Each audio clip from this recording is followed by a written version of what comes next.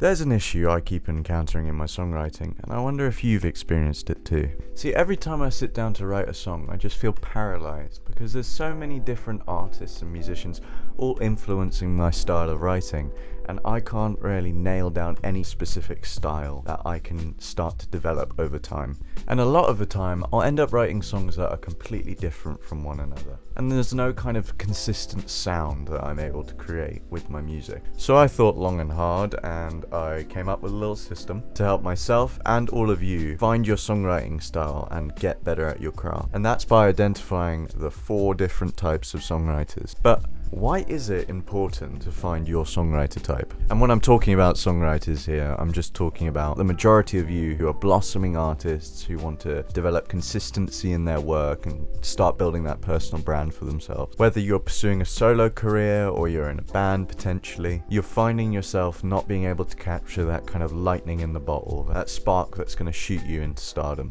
And I'm making such a big deal here about consistency because yes, while over the course of our careers we're probably going to write a variety of different songs, when we are starting out, it's important that us as artists, as songwriters, find our niche and set ourselves up with the skills that are going to be instantly recognizable to a vast majority of people. Remember, limitation breeds creativity. And by finding out what archetype you fall under, you'll be able to market yourself better, develop your craft faster, and accelerate your overall growth as an artist. So if you're interested in improving your skills, be sure to stick around till the end of the video, where you'll find out which one of the 4 types of songwriters you are.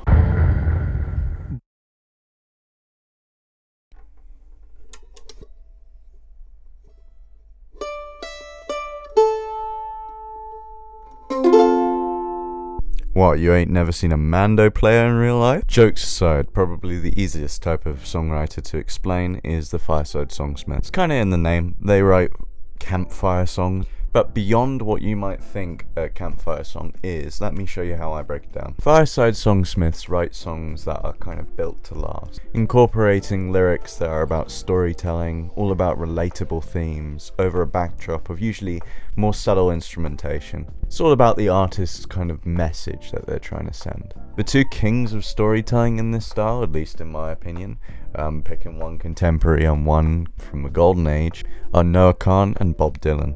Both artists write complex and intricate lyrics that connect us to the characters and the stories they're trying to tell, making use of context clues, characterization, and just some smart pacing that turn each of their songs into a vibrant world that the listener can get invested in with just a couple minutes of runtime. While a lot of fireside songsmiths make use of such flashy songwriting and lyrical technique, it's important to note that what makes these songs work on a fundamental level is their rich themes. Campfire songs stick in our heads for so long and become such a part of our culture because they are often trying to be a kind of pure representation of the human experience in all of its facets. You'll see artists like Paolo Nutini or Ed Sheeran expressing feelings of true love, reminiscing about the old days, talking about missing home, or just being frustrated with change, which are all very deeply human and relatable emotions that we all feel.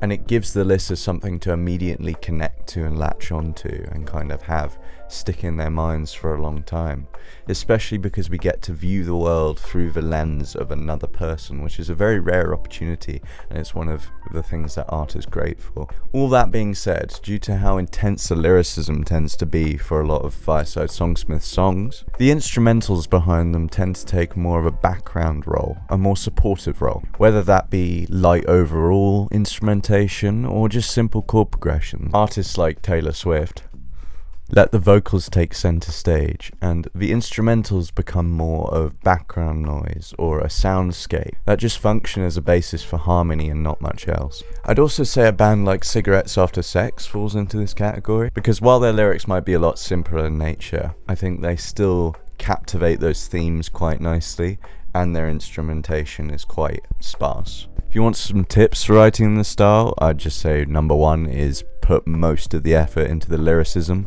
Some good lyrical devices to look at for this style of music would be framing devices, symbolism, and context clues. as all three can kind of fill in the gaps in the lyrics and add a lot more context and detail based on what a listener might already have preconceptions of. But either way, let me know in the comments if you'd like a more detailed video on all sorts of lyrical devices, as I'd quite like to explore the topic in detail in the future. The main thing to keep in mind though is the key appeal of these songs is that they are relatable. It's their ability to be understood by a large group of people, as that's what gets everyone round the campfire singing and having a good time together.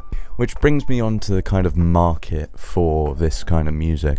While the Fireside Songsmith might have widespread appeal with their songwriting, the music itself often lacks a good, distinct and importantly marketable image. Seriously, spend 5 minutes on any kind of social media platform and you'll see some kid with an acoustic guitar. And while I'm encouraging them to go out there and do their music, in order to be building your brand up, you need some kind of visual imagery around it as well, because there's 1,000 other people playing acoustic guitar and you need something that really screams you. All that's to say that growth on social media or on radio play might be slow at first. Where this type of music excels is more on the local level. I'm talking about your home community, so all your family and your friends, your local music scene, right? As on a local scale, when you start to share your music with your community, it becomes part of your community's culture, and you can start to build that sense of identity and that relatability through the people that you know, because they already kind of know you. So the bottom line is,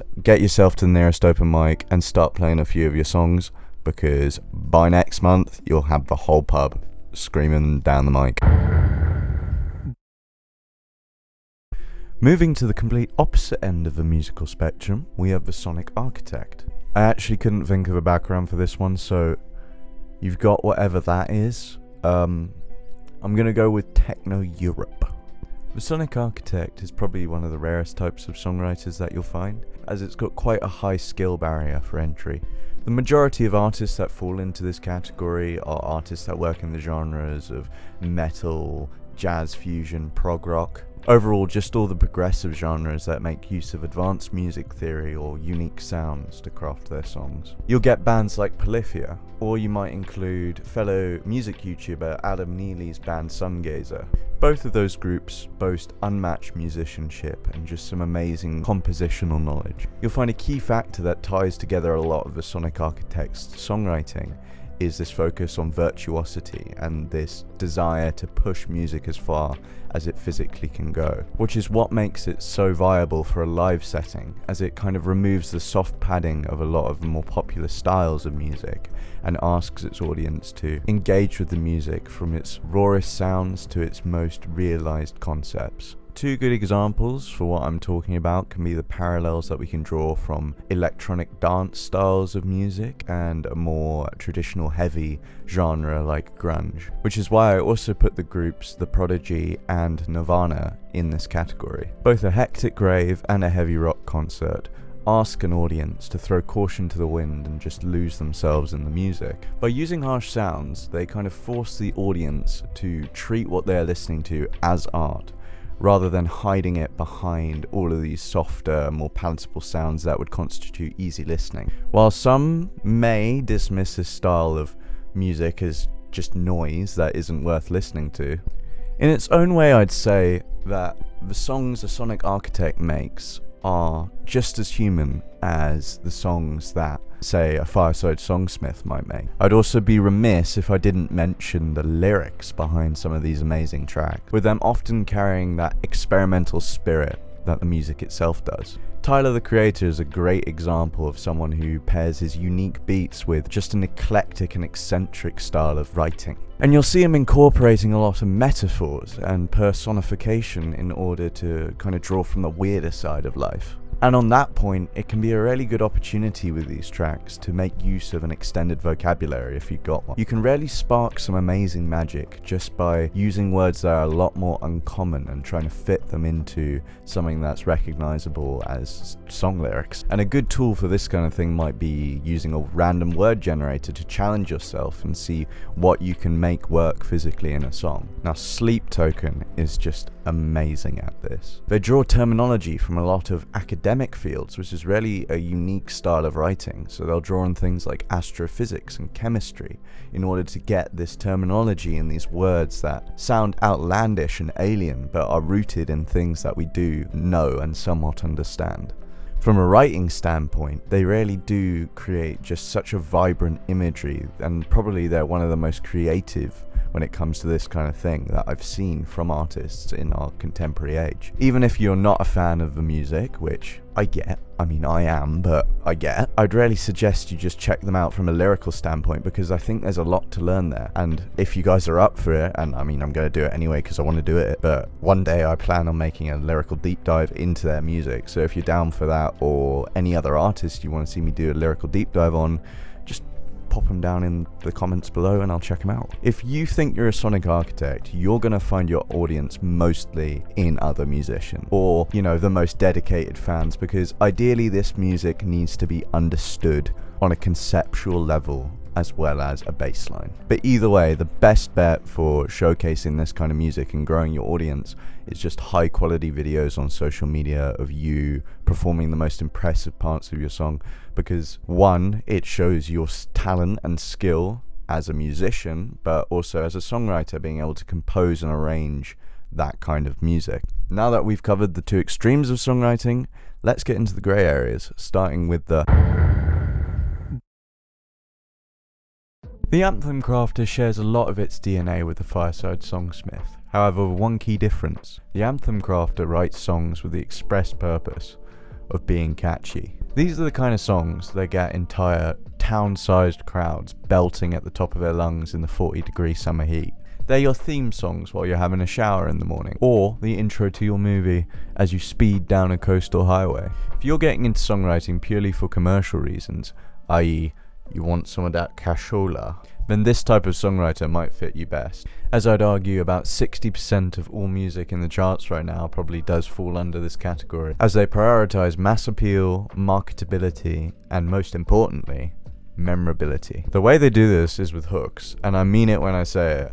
Cram as many hooks as you can into your songs. Whether they're rhythmic, melodical, lyrical, or just a cool idea for the song. Anything the listener can latch onto immediately and go, that's pretty neat. The music industry is in a constant race to find the next best earworm, and while it's a competitive race, I think it's a pretty fun one too. I think way too many people dismiss this style of music for being too simplistic or cheap. But if you take a quick look under the hood and try and appreciate the craftsmanship that goes into making all of these extremely memorable hooks, you'll gain a whole new appreciation for this kind of music. The two queens of hooks, I'd argue at the moment, are Chappell Roan and Sabrina Carpenter, as they've not only repopularized the idea of counter melodies to help pack more hooks into song, but they also include gimmicks that help give their songs a lot more character. For example, Chappell Roan's song Hot to Go, which has a repetitive but addictive chant that not only gets stuck in your head, but helps enforce the brand image that she's trying to go for with her music. And that's a good point too about repetition. See, sometimes with this kind of music, less is more. You want to craft lyrics that are easy to remember, but also repeat enough times in the song so that someone who's hearing the song for the first time can join in with all of your existing fans. Coldplay is particularly good at this. Despite their lyrics taking diversions throughout the course of the song, they always have an anchor phrase to refer back to that people can sing along with. For example, "You're a sky full of stars," or "It was all yellow." Even more involved writers like Sam Fender make use of these simplistic but easy to remember phrases in his choruses, for example, which in his case help tie together all the grander themes that he's weaving throughout the verses into a more presentable and understandable idea. Another key aspect of the anthem crafters' songwriting is their focus on arrangement. Because a lot of these songs are built for large audiences, they have to have some other dramatic instrumentation to help the song hit home. For example, Queen famously would put a lot of effort into their vocal arrangements, often having the whole band form almost a choir, whether that be in the recordings or during the live shows, adding to the whole fantastical image around the band at the time. Similarly, using vocal arrangements, my favourite artist, Hosier,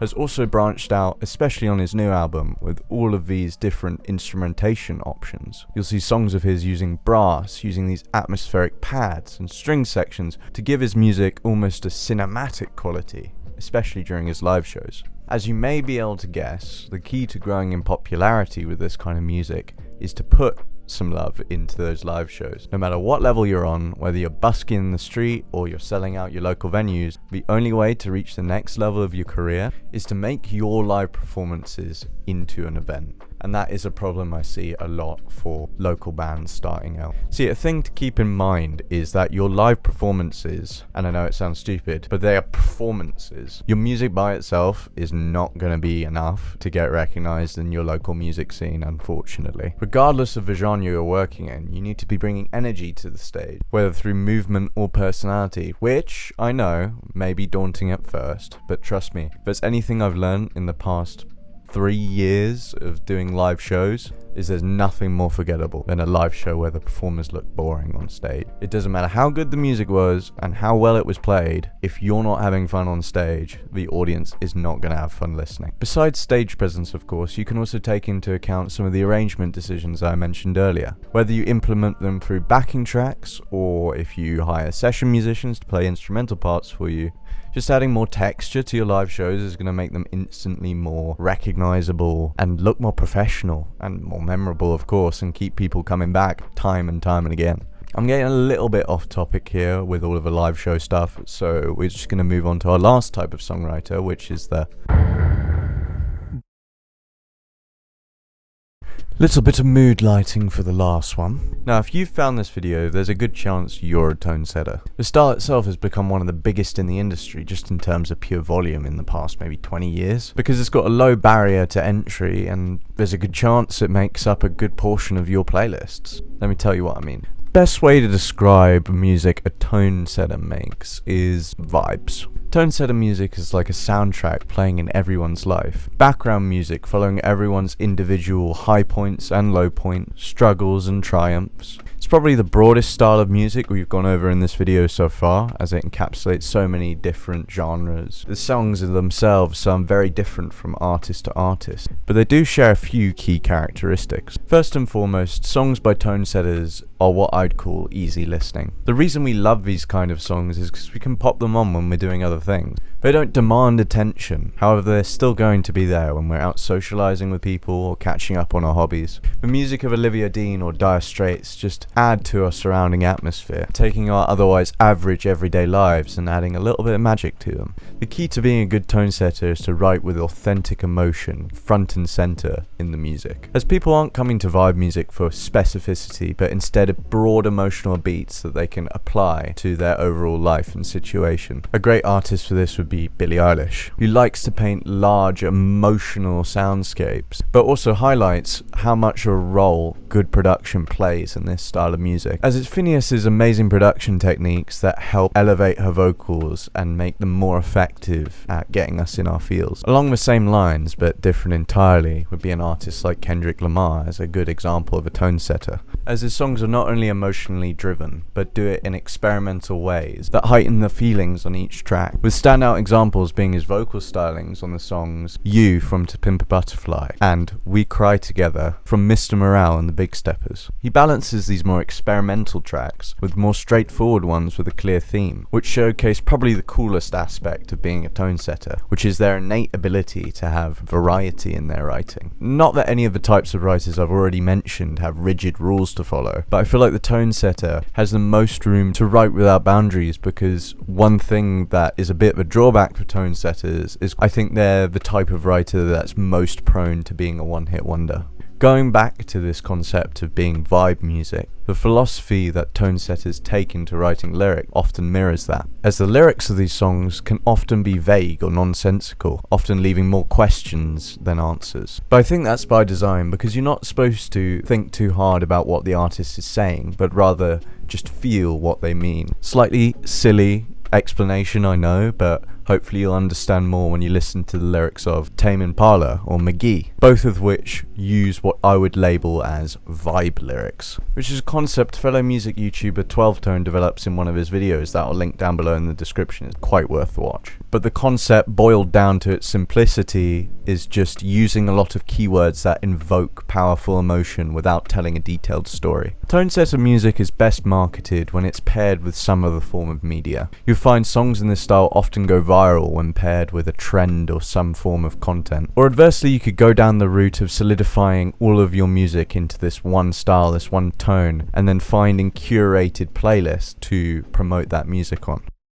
So what type of songwriter are you? Let me know in the comments down below, and hopefully you'll find some people to collaborate with who share your songwriter type. Either way, these types function more as a guideline than any kind of strict box to put yourself in. You'll probably find yourself over the course of your career drifting between various different types of songwriting. But I hope the tips and tricks in this video have inspired you to go out there and make some music. And if they have, pop me a like and subscribe, as it would very much help me out at the moment if you enjoy the content. As always, if there's any material you want to send my way or just video suggestions, you can either leave them in the comments or you can contact me via email at mikalan.music. That's on email and on Instagram. And I've also got a Soundcloud if you want to listen to the music I make, which would be very cool of you. Everything though is going to be down below in the description, so you'll just check it out there, probably in the pinned comment as well. If you stayed to the very end of the video, thank you. Honestly, it means the world that you've stopped by such a small channel to give one of my little videos a watch. And hopefully we'll be able to bring you some more cool stuff soon. Like uni term starting again soon, but hopefully I'll be bringing you some cool stuff. So stay tuned and stay safe and stay well. And I'll see you guys next time. Bye.